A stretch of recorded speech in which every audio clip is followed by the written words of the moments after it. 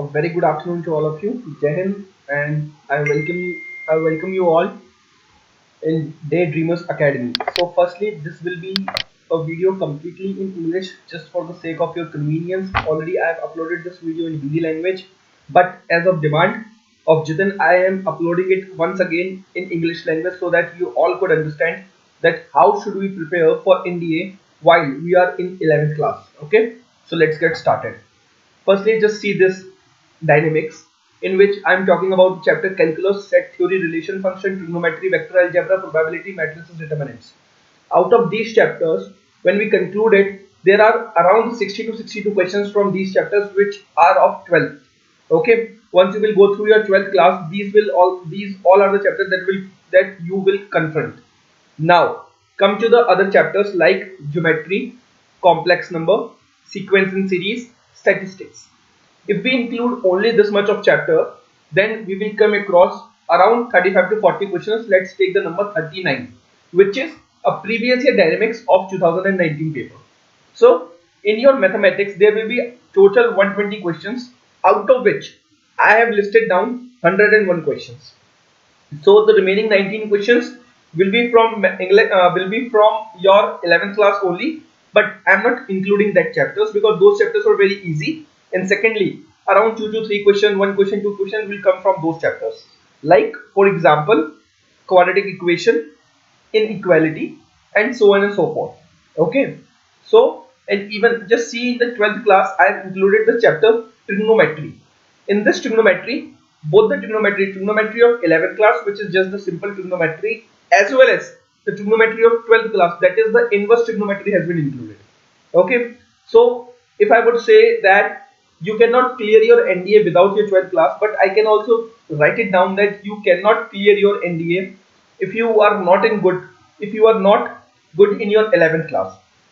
So my suggestion would be more dynamic, be more hardworking student, and focus upon your 11th class. See, presently your exam is going to be conducted around in and around after 1 month or 2 months. So it's very good time that you complete your all of your 11th syllabus, especially of mathematics. And if you came across any doubt, you can directly ask me. I'll upload another video of solving that doubt. Okay. So coming to the strategy again. So taking all the important chapters, just solve it down, practice it hard so that you won't miss any of the question. At least you have to try it by yourself. Now let's go to the another dynamics. Let's take into the account of physics and chemistry in 2020 and 19 examination. In 2020 and 19 examination, the questions of physics and chemistry were around 25 and 15. So the total number went to 40. And similarly in 2018 NDA, the number of questions of physics were 22 and of chemistry is 17. So again the dynamics went to 39. So if I would like to say that of physics and chemistry, there will be around 35 to 40 questions. I will not say, okay, so it won't be wrong. So what you have to do is you have to completely focus upon your physics and chemistry as well. This strategy would be for science students. So firstly what you have to do is focus upon your mathematics, physics and chemistry. This is all three subjects which you are preparing whole of your 11th and now going to give examination in after 1 to 2 months. Okay, so completely be focused, get your concepts cleared, do numerical practice, make your concepts stronger so that you won't miss any of the question if it is come from physics, chemistry or mathematics. Even in physics and chemistry, the questions will come in on any examination will be very simple. It won't take much of your time. The numerical will not get with the numerical. I would say that the numerical will not get worse. It will be a very simple numerical or a very simple concept. Okay. Even if you want to know what type of question is being asking in your examination, I am already uploading a questions video on my Telegram on this channel as well. You can go through that practice questions.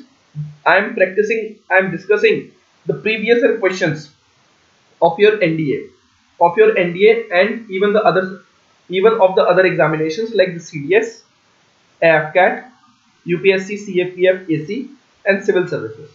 Just you can go through those questions and you will get an idea that what type of question is asking by the UPSC.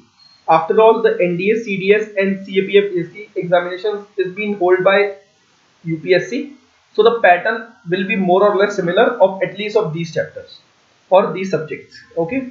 Now see this. This will be the strategy for 1 month. Okay, and try to follow it up. Just break it down into the weaker section in weeks, and then just do it. Okay. So let's take the dynamics as well. Let me make you understand that what I have written this. In your mathematics, if you will try to do 20 questions per day, then there will be 20 into 25. I am just letting that you are not studying 30 days a week, you are studying 25 a day, 25 days in a month. Okay, so if you are studying 25 days in a month, out of which you are practicing only 20 questions per day, so you will complete around in and around 500 questions. Okay, so if I'm guessing it out that in one question you are taking 5 minutes, although you won't take 5 minutes, it will be very less in time, but just like for the sake of convenience, I have taken that you are taking 5 minutes in solving the one questions. That means you have to practice in and around 1.5 hours daily for your mathematics. So by just doing your mathematics for 1.5 hours, the total number of questions that you will be practiced is 500. So let me just take for example, if you are practicing 50 questions of one chapter, it means you will complete in and around 10 chapters in 1 month. Okay, now let's take the example of physics and chemistry as well. In physics and chemistry, you are doing 10 questions each. Okay, so it means 10 into 25, that means you are completing 250 questions of physics and chemistry each. So in and around total, the 1000 questions will be practiced by you in a month, out of which 500 will be of mathematics, 250 will be of physics, and 250 will be of chemistry. So if I will say that in physics and chemistry also you are practicing in and around 50 questions of a chapter, it means in a month you will complete 10 chapters of your mathematics, 5 chapters of your physics, and 5 chapters of your chemistry. This is how you can just go through. So just keep it as an ideal target that yes, I have to achieve this much of syllabus in 1 month. So just break it down into the week section, that in a week I have to do this much. Like for example, in a week of 7 days, I am just letting that you will work for 5 days. Okay, 5 to 6 days. So in 6 days, 6 6 into total you are practicing 40 question a day, 20 of mathematics, 10 of physics, and 10 of chemistry. So 40 and 6 into 4, yani 240 questions. In a week you will complete 240 questions. Out of those 240, it means you will solve it out around 2 chapters of mathematics and one chapter of physics and chemistry in a week. So what a simple point I want to make it. Firstly, this should be your ideal plan, that you will complete 10 chapters of mathematics, 5 chapters of physics, and 5 chapters of chemistry in a month. Then you will break this ideal target into an ideal week's target, that I have to accomplish this much of target in a week, so that in the subsequent weeks when I'll add all of my hard work, it will results into this much of target. So once you will be able to take all of your once you will be able to take all of your this target into the week's target, it will make you more easier and it will make you organized. And being organized for the preparation of examination like NDA, which is being conducted by UPSC, is very important. Okay, so just take the screenshot of it, make your plan accordingly, and work for it. Now you have to understand one very simple thing, that success doesn't come from what you do occasionally. It comes from what you do consistently. What it means, I'm not saying that you should work hard 12 hours a day, or even if you are planning that today I will study each and everything, and you are studying around 12 hours, 14 hours a day, it won't help you. What will help you, just to study 2 hours daily, but on a regular basis. That means out of 7 days you are studying 5 to 6 days of 2 to 3 hours. Just take the previous example. You are completing your mathematics in 1.5 hours, and in the remaining half hour to 1 hour you will complete physics and chemistry, because physics and chemistry question won't take much of your time. Okay, so this is how you should practice. Even what you can do is, like for example, sir, we cannot do practice on the daily basis because we have to get cleared our concepts. Very true. This is your general doubt. So what you should do is, like for example, I have told you that you have to take you have to complete physics 2 chapters in a week. It means you will denote 3 days of a chapter for your physics. Like for example, sir, I have to complete kinematics chapter in 3 days. So in those 3 days, 1 day or 1.5 day will be for theory, and the remaining part you will do your practice. This is how your strategy should be. So just given, so just when you are planning your day, what you are planning in a week, just do one thing. Just write down the chapter that yes, I will complete this chapter in the particular week. Do not write the name of the chapter in front of every week and you are just making the plan of years. It won't work. The more foremostly you know that you have to complete in and around 4 to 5 chapters of physics in a month, it means you have to cover 1 to 2 chapter of physics in a week. So in a week in which you are preparing, just thought of the day is ki, okay, I'll cover these 2 chapters, kinematics and rotational motion. I'll cover these 2 chapters in a week. Just do that. Do not overthink. Okay, this would be my suggestion. Secondly, consistency is more important than perfection. Do not think that yes, I'll do each and every question very perfectly. I'll do hundreds and hundreds of questions of a chapter so that I won't miss any of the questions from that chapter. You should not do that. What you have to do is just take a limited amount like 40 to 50 questions a chapter and just try to complete all of your chapters.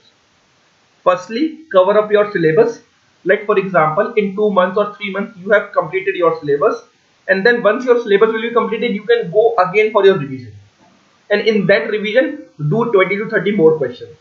So instead of investing 100 questions in a single go to your subject, it's better that divide those 100 questions into a smaller parts. Like for example, in the starting part, I will do only 40 questions. Once doing 40 questions of each and every chapter of each and every subject, what I'll do is I'll cover up my complete syllabus. And once my whole of the syllabus will be completed according to the 40 questions, then once my syllabus will be completed, what I'll do next, I'll do 20 questions in the second run. And then I'll do 10 questions in the third run. This is how subsequent revisions will take place. And this is how you will learn each and every concept. The thing which you are revising again and again on a regular basis will make you selected in your NDA examination. Okay. So I hope the strategy will be very clear to you. And if it do really help you, do write in the comment section. And if you want me to make further strategic videos, more consistent videos over the particular topic, that how to cover that subject like polity, geography, history, just to comment it down so that I'll get to know that on particular which topic I have to make the strategy video. And secondly, do not run behind the video of around 2 hours, 3 hours, which will tell you the complete strategy of NDA in a single go. It won't hurt. It won't work. The correct strategy would be, at presently at what stage you are, after doing hard work of 1 month, 1 week or 2 week, I'll analyze it again that yes, you have completed this much of your syllabus and now you have to switch like this. So if you make a rigid plan for you, it won't work. You have to be very flexible while making your strategy as well as you're doing hard work. This is what we call the smart work. Okay, instead of just making the plan and not following it and breaking it up and making the new plan, it won't help. It won't help. So your plan should be flexible so that we can switch it out. We can change it according to our needs, according to our preparation, and according to the days that have been spent in the past week or the past 2 weeks. Okay.